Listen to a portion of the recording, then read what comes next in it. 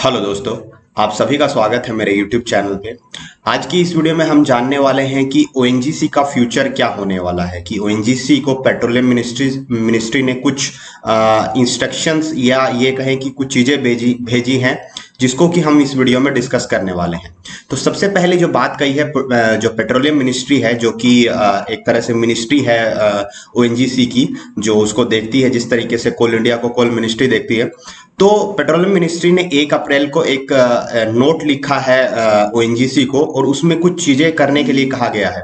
जैसे सबसे पहली बात जो कही गई है कि जो ऑयल फील्ड्स हैं उनमें ओएनजीसी अपना स्टेक जो है वो बेचे प्राइवेट फर्म्स को, और जो उसके मैच्योरिंग फील्ड्स हैं उसमें फॉरेन प्लेयर्स को लेके आए।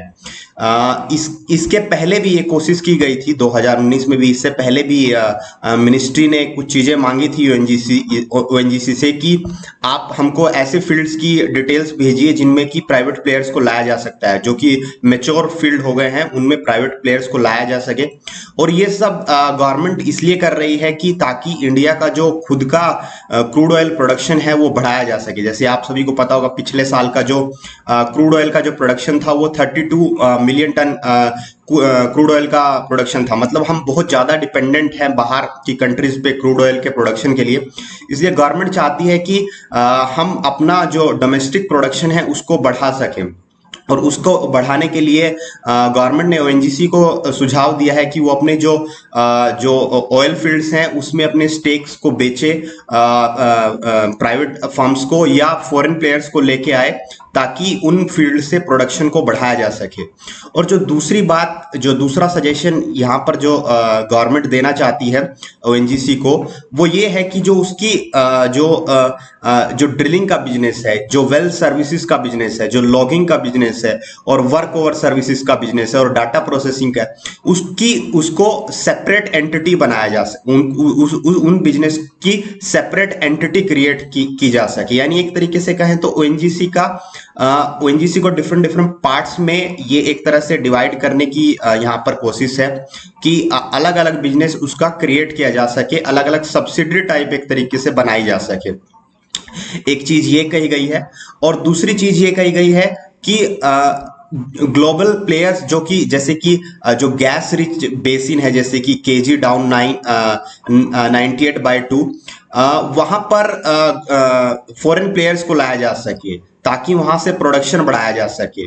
तो एक तरीके से जो ओएनजीसी के कुछ ब्लॉक्स हैं, ओएनजीसी उनको आइडेंटिफाई करे और मिनिस्ट्री को उनकी लिस्ट भेजे, ताकि उनको टेंडर किया जा सके और प्राइवेट प्लेयर्स को लाया जा सके और फॉरेन प्लेयर को लाया जा सके, ताकि इंडिया का डोमेस्टिक प्रोडक्शन बढ़े और डोमेस्टिक गैस का प्रोडक्शन भी बढ़े। तो ये यहाँ पर मिनिस्ट्री की कोशिश है। और दूसरी जो चीज यहाँ पर मेन चीज जो कही गई है कि ओएनजीसी की जो बिजनेसेस हैं, जैसे ड्रिलिंग का बिजनेस है, वेल सर्विसेज का, लॉगिंग का, वर्क ओवर सर्विसेज का, और डाटा प्रोसेसिंग एंटिटीज का, उनको डिफरेंट आइडेंटिटीज क्रिएट की जा सके, यानी कि एक तरीके से डिफरेंट सब्सिडरीज में उसको डिवाइड किया जा सके। तो ये यहाँ पर मिनिस्ट्री ने सुझाव दिए हैं ओएनजीसी को। अभी कितने लागू हो पाएंगे, कितना इस पे काम होगा, ये आने वाले टाइम में देखा जाएगा। लेकिन ये ओएनजीसी का वे फॉरवर्ड है, ताकि मिनिस्ट्री का जो यहाँ पर टारगेट है 2023-24 का इंडिया के लिए ऑयल प्रोडक्शन के लिए वो 40 मिलियन टन का प्रोडक्शन टारगेट है। जैसे आप देख रहे होंगे यहाँ पे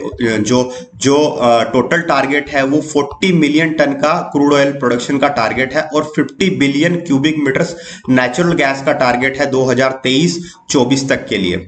जबकि इंडिया ने पिछले साल कितना प्रोड्यूस किया है, 30.5 मिलियन टन क्रूड ऑयल का प्रोडक्शन किया है, जो कि पिछले साल से भी कम प्रोडक्शन किया था। तो मिनिस्ट्री यहाँ पर डोमेस्टिक प्रोडक्शन बढ़ाने के लिए ये सब सुझाव ओएनजीसी को दिए हैं। और जैसे पता होगा कि जैसे ही ओएनजीसी के सीएमडी चेंज हुए, तब ये सारे के सारे सुझाव मिनिस्ट्री ने ओएनजीसी को भेजे। अभी कितने इंप्लीमेंट होंगे या कितना इसमें होगा वो तो आगे आने वाले टाइम में ही देखा जाएगा, पर अभी फिलहाल के लिए ये सब मिनिस्ट्री ने ओएनजीसी से मांगा है। तो इस वीडियो में यही था। इसके अलावा अगर आपको कुछ और जानना है तो आप कमेंट बॉक्स में जान सकते हैं। Thank you.